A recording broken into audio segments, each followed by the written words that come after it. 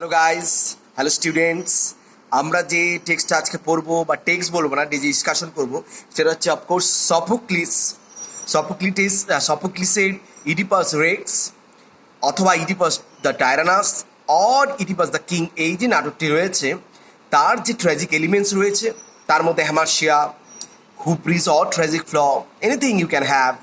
অথবা প্লট নিয়ে আলোচনা করব, পেরিফিশিয়া বা পেরিপিটিয়া যেটা আমরা বলি, anagnorisis, unity of three unities of dramas, এইগুলো নিয়ে একটু আমি আলোচনা করব। এখন আমি এগুলো কি জিনিসগুলো বললাম সেইটা ইন ডিটেল আমি আলোচনা করছি। আর গল্পটা মোটামুটি তোমার হচ্ছে, তোমরা সবাই জেনে গেছো, আমাদের যে হোয়াটসঅ্যাপ গ্রুপ রয়েছে সেখানে আমরা ডিসকাশন করেছি, গল্পটা আমি বলেছি। তাও একবার আমি সামারি করে চট করে বলে দিই। সেটা হচ্ছে ইডিপাস, যে যার গল্পের কথা আমরা, ইডিপাস যে ক্যারেক্টার, তিনি হচ্ছে থিবসের রাজা। এখন তিনি একজনকে পাঠিয়েছেন যে সেই রাজ্যে কেন প্লেগ হচ্ছে সেইটা খবর নেওয়ার জন্য, কেন প্লেগ হচ্ছে। তো খবরটা পেলো এইভাবে, সে হচ্ছে কি যে না, প্লেগ হচ্ছে এই কারণে যে আগের যে রাজা ছিল তার হত্যাকারী এখনো বেঁচে আছে। তো ইডিপাস খোঁজ খবর নেওয়ার পর দেখা গেল যে তাকে বলা হলো যে সেই হত্যাকারী সে নিজেই, এবং আগের রাজার নাম ছিল লায়াস। পরে ইডিপাস জানতে পারলো সে আগে যার কাছে থাকতো, মানে তার পিতামাতা পলিবাস আর মিরোপে, অর্থাৎ করিন্থ বলে একটি জায়গা আছে, সেখানকার সে থাকতো। কিন্তু পরে জানতে পারলো সে সেই রাজার দত্তক পুত্র।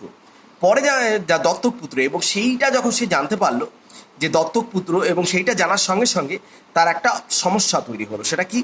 কারণ তার আগে সে জেনেছিল যে এই পলিবাস মিরোপে তার নিজের মা, এবং তার আগে একটা অরাকল জেনেছিল, অরাকল আর ডেলফি বলে একটি জায়গা আছে, সেখানে জানতে পেরেছিল অরাকলটা এরকম ছিল যে সে নিজের বাবাকে মেরে নিজের মাকে সে বিয়ে করবে, এরকম একটা দেখা ছিল, একটা সিচুয়েশন ছিল। তো আমরা যেটা জানতে পারি পরবর্তীকালে, সেই কারণেই ইডিপাস ওই করিন্থ বলে যে জায়গাটা, অর্থাৎ পলিবাস আর মিরোপে, তার বাবা পলিবাস এবং মা মিরোপে, তার থেকে দূরে চলে যায়। এবং দূরে চলে গিয়ে সে তারপরে অনেক মাঝখানে একজন বয়স্ক লোককে মারে। পরে জানা যায় সেই বয়স্ক লোক তার কেউই নয়, তার আসল বাবা, তার নাম ছিল লায়াস। এবং সে যে শহরে এসছে, রাজা হয়েছে, সেই রাজাই মানে তোমার হচ্ছে আগের রাজার নাম ছিল লায়াস, এবং যাকে সে মেরে আসলো, রাস্তার মধ্যে মেরে ফেলেছে। অ্যান্ড যাকে বিয়ে করেছে সে রানী, সে আসলে কেউই না, তার মা, স্বয়ং মা। এই যে জানতে পারলো, জানার পর ইডিপাসের তো অবস্থা খুব খারাপ। ইডিপাস নিজে চোখটাকে অন্ধ করলো, আর তার সঙ্গে সঙ্গে এটাও আমরা জানি নিজের চোখকে অন্ধ করে দিল, কারণ সে খুব বাজে কাজ করে ফেলেছে তার মতে। এবং একই সঙ্গে যেটা জানা গেল সেটা হচ্ছে এই যে তার মা সুইসাইড করে। এইভাবে মানে মোটামুটি ইডিপাস নাটকটা শেষ হয়। আমি ইন শর্ট গল্পটা বললাম। এখন এই গল্পটা প্রসঙ্গে, গল্পটা আমার বলা আসল উদ্দেশ্য নয়। তো গল্পটা আমরা জানতে জানতে যেটুকুনি আমরা বুঝবো, উপলব্ধি করবো, সেটা হচ্ছে এখানে ইডিপাস কমপ্লেক্স বলে ফ্রয়েডের একটা থিওরি আছে। সিগময়েড ফ্রয়েড বলে একজন বিখ্যাত, জার্মানির একজন বিখ্যাত মনস্তাত্ত্ববিদ ছিলেন। তিনি এটা বলেছিলেন যে এটা ইডিপাস কমপ্লেক্সটা কি, যে না, ইডিপাস কমপ্লেক্স হচ্ছে পুত্র তার মায়ের প্রতি একটু সেক্সুয়াল অ্যাট্রাকশন খুব শৈশবে হয়, একদম ছোটোবেলায়, সে তোমার হচ্ছে 1 বছর বয়স থেকে 3, 4, 5 বছর বয়স অবধি, এবং সেইটা আনকনসাসলি চলতে থাকে। পরবর্তীকালে যখন বুঝতে পারে যে সে না, এটা তো ঠিক নয়, সমাজের যে সোসাইটি তাকে কি করে, বলে যে না, এটা ঠিক নয়, মায়ের সম্পর্কে এই ধারণা রাখা ঠিক নয়। সোসাইটি মানে হচ্ছে তোমার সুপার ইগো, আর ভেতরের যে তার মধ্যে যেটা থাকে সেটা হচ্ছে ঈদ তাকে বলে যে না, এটা হতেও পারে, এটা একটা সাধারণ ব্যাপার। মাঝখানে একটা থাকে ইগো কাজ করে। ইগো হচ্ছে তার সচেতন ভাবনা,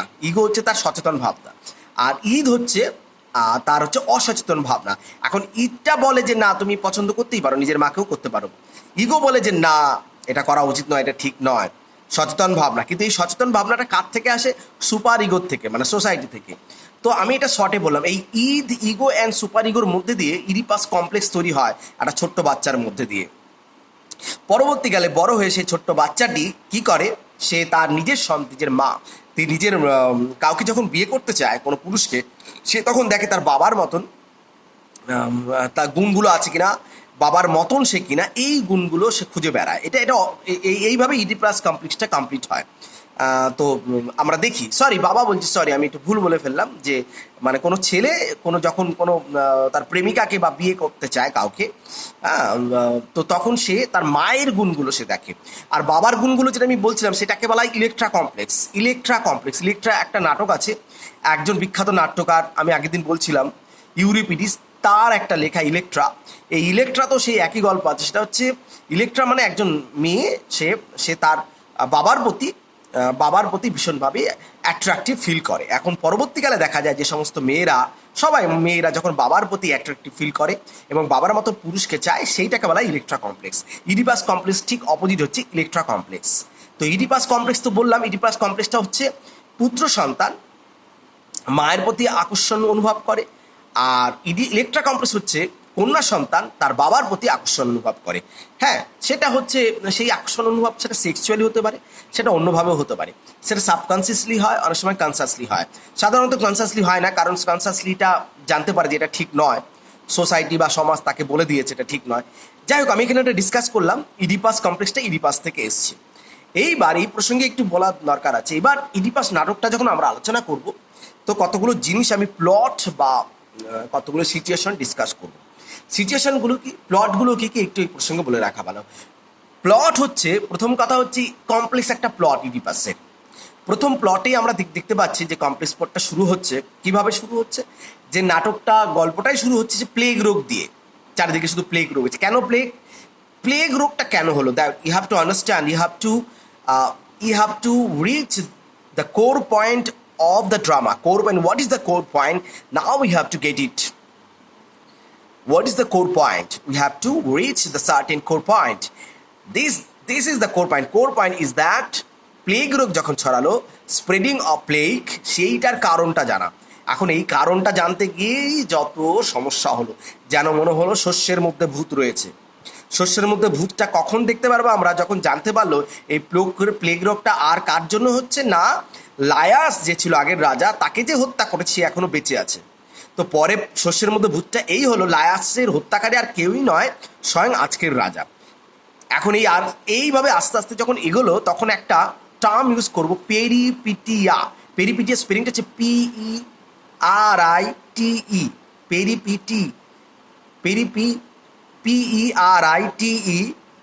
পেরিপিটিয়া, পিটিয়া। এবার TEIA, পেরিপিটিয়া।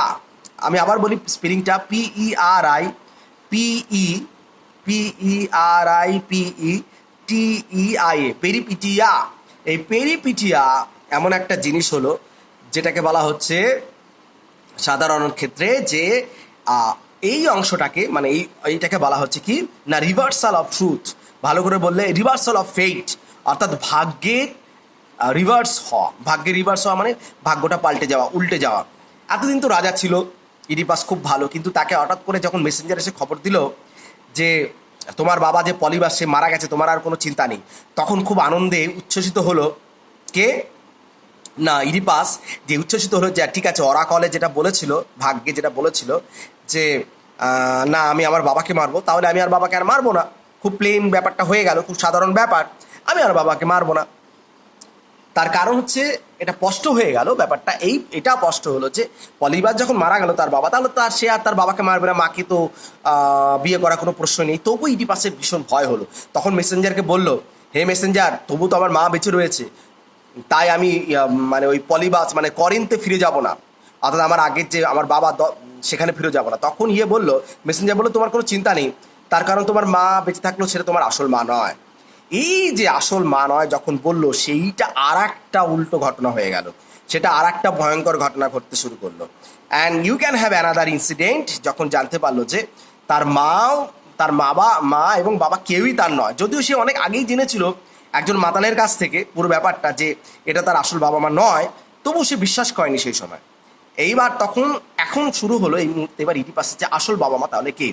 এইবার লাস্টে যখন জানতে পারলো, এবার হলো অ্যানাগনরিসিস, ANAG, অ্যানাগনরিসিস, NORIS, অ্যানাগনরিসিস। সেটা কি, সেটা হচ্ছে ডিসকভারি অফ ট্রুথ। জানতে পারলো যে যে রাস্তায় যাকে সে মেরেছে, যে ওল্ড ম্যানকে মেরেছে ইডিপাস, সেই ছিল আগের রাজা এবং সেই লোকটাই ছিল তার আসল পিতা। এবং এই মুহূর্তে যে কুইন, অর্থাৎ লায়াসের যে কুইন, তার নাম জোকাস্তা, যাকে সে ইডিপাস বিয়ে করেছে, আসলে তার মা।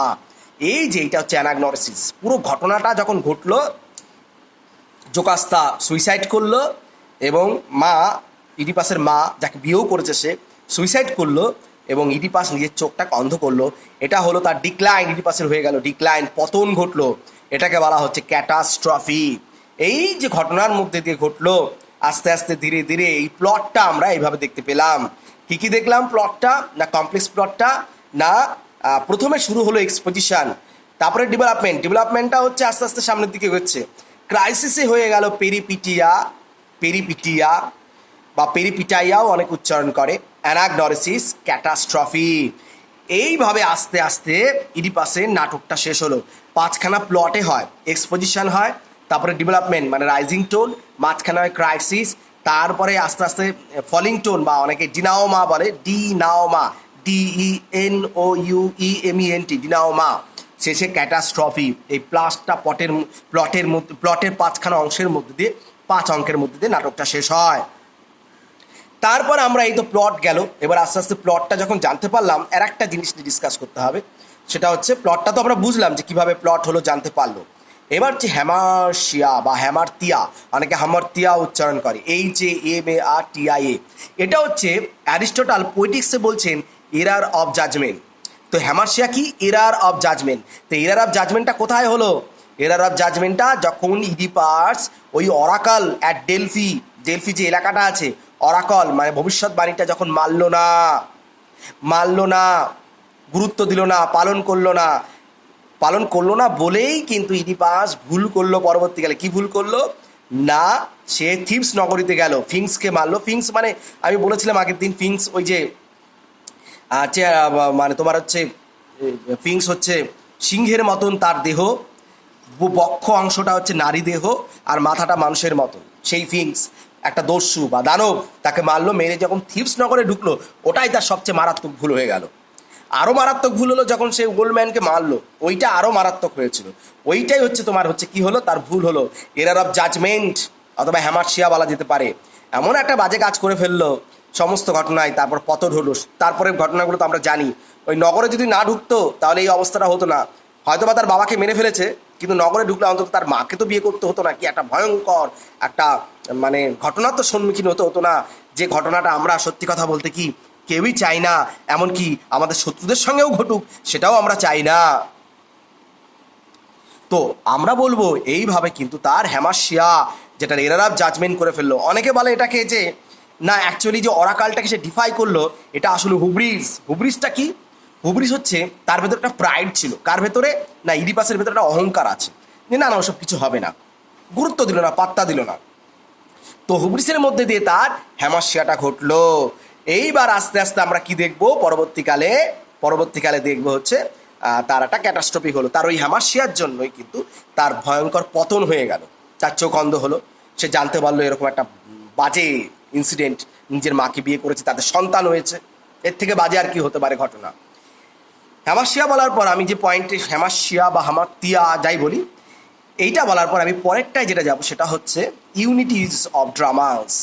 3 ইউনিটিজ অফ ড্রামাস, এটা নিয়ে একটু আমি আলোচনা করেছি, আবার বলি। পুরো নাটকটা খেয়াল করে দেখবে থিবস নগরের মধ্যেই হয়েছে। প্লেগ রোগ থেকে ইডিপাসের যে তোমার হচ্ছে ইডিপাস তার চোখ অন্ধ হলো, এই পুরো ব্যাপারটা 12 ঘন্টার মধ্যে ঘটে। তোমরা বলতে পারো না ইডিপাসের আগের জীবন সম্বন্ধেও বলা হয়েছিল ইডিপাসের কি হয়েছিল ছোটবেলায়, যখন তার বাবা লায়াস কি একদম যখন সে জন্মালো, তখন লায়াস তার বাবা বললো একে ফেলে দাও, মেরে ফেলো। তারপরে একজন শেফার্ড তাকে মানুষ করলো, শেফার্ড থেকে দত্তক নিল পলিবাস আর মেরোপে।